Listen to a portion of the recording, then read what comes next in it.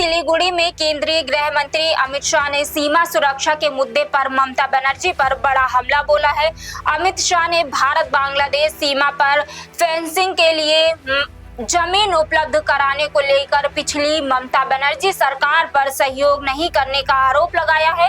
सिलीगुड़ी में आयोजित कार्यक्रम के दौरान अमित शाह ने कहा कि केंद्र सरकार लंबे समय से पश्चिम बंगाल सरकार से सीमा पर फेंसिंग के लिए जमीन उपलब्ध कराने की मांग कर रही है, लेकिन पिछली सरकार की ओर से अपेक्षित सहयोग नहीं मिला। शाह के मुताबिक अब राज्य में सरकार बदलने के बाद स्थिति बदली है और करीब 900 एकड़ जमीन फेंसिंग के लिए उपलब्ध कराई गई है। उन्होंने दावा किया है कि सीमा पर फेंसिंग का काम भी शुरू हो चुका है और जल्द ही इसे पूरा कर लिया जाएगा।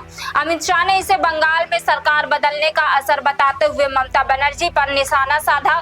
उन्होंने कहा कि जब ममता बनर्जी मुख्यमंत्री थी तब केंद्र सरकार की ओर से लगातार अनुरोध किए जाते रहे, लेकिन जमीन उपलब्ध नहीं कराई गई। शाह ने ये भी कहा कि उस समय वह सुरक्षा से जुड़े कार्यक्रमों में ममता बनर्जी की भागीदारी की उम्मीद करते रहे, लेकिन ऐसा नहीं हुआ। वही राज्य सरकार के सहयोग की सीमा सुरक्षा से जुड़े प्रोजेक्ट तेजी से आगे बढ़ रहे हैं। अमित शाह का सिलीगुड़ी दौरा रणनीतिक रूप से भी काफी अहम माना जा रहा है। उन्होंने यहां आंतरिक सुरक्षा से जुड़े 2 समीक्षा बैठकें की और बीएसएफ तथा एसएसएफ से जुड़े कई प्रोजेक्ट की आधारशिला रखी। सिलीगुड़ी में करीब 80 एकड़ जमीन पर एसएसबी का नया कैंपस तैयार किया जाएगा। सिलीगुड़ी की राजनीतिक अहमियत इसलिए भी ज्यादा है क्योंकि यह नेपाल, भूटान और बांग्लादेश की सीमाओं के करीब स्थित है। इसके अलावा यहीं से सिलीगुड़ी कॉरिडोर गुजरता है, जिसे आमतौर पर चिकन नेक कहा जाता है। यह कॉरिडोर देश के पूर्वोत्तर राज्यों को भारत के बाकी हिस्सों से जोड़ने वाला बेहद अहम रास्ता है। ऐसे में यह सीमा सुरक्षा को और सुरक्षा ढांचे को मजबूत करना केंद्र सरकार की प्राथमिकताओं में शामिल है। अमित शाह के आरोपों के बाद पश्चिम बंगाल की राजनीति में भी बयानबाजी तेज हो गई है। टीएमसी नेता कुणाल घोष के अमित शाह के आरोपों को गलत बताया है। उन्होंने कहा है कि घुसपैठ रोकना केंद्रीय गृह मंत्री और केंद्र सरकार की जिम्मेदारी है। कुणाल घोष ने आरोप लगाया है कि अपनी नाकामी छिपाने के लिए अमित शाह ममता बनर्जी पर बेवजह आरोप लगा रहे हैं। उन्होंने दावा किया है कि ममता बनर्जी की सरकार ने बीएसएफ को जमीन दी थी और कुछ हिस्सों में तकनीकी मुद्दों के कारण विवाद की स्थिति बनी थी। कुणाल घोष ने कहा कि ऐसे तकनीकी मामलों को राजनीतिक मुद्दा बनाना सही नहीं है। टीएमसी नेता सदन मिश्रा ने भी अमित शाह के बयान पर पलटवार किया है। उन्होंने बीजेपी पर बड़े बड़े दावे करने और प्रचार पर ज्यादा जोर देने का आरोप लगाया है।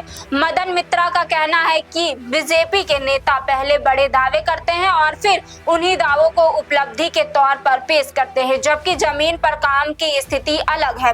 वहीं इंडियन सेक्युलर फ्रंट के विधायक नौशाद सिद्दीकी ने इस पूरे विवाद को पुराना मामला बताया है। उन्होंने कहा है कि बीएसएफ को जमीन देने के लेकर केंद्र और राज्य के बीच पहले से विवाद रहा है और इसके लिए एक दूसरे को दोष देने के बजाय समाधान पर ध्यान देना चाहिए। हालांकि उन्होंने ये भी कहा है कि अगर डबल इंजन सरकार ने इस मामले में तेजी दिखाई है तो बंगाल के दूसरे जरूरी मुद्दों पर भी इसी तेजी से काम करना चाहिए। कुल मिलाकर सिलीगुड़ी में अमित शाह का बयान सिर्फ सीमा फेंसिंग तक सीमित नहीं रहा, बल्कि इसके जरिए बंगाल की राजनीति में एक बार फिर केंद्र और राज्य सरकार के बीच टकराव सामने आ गया है।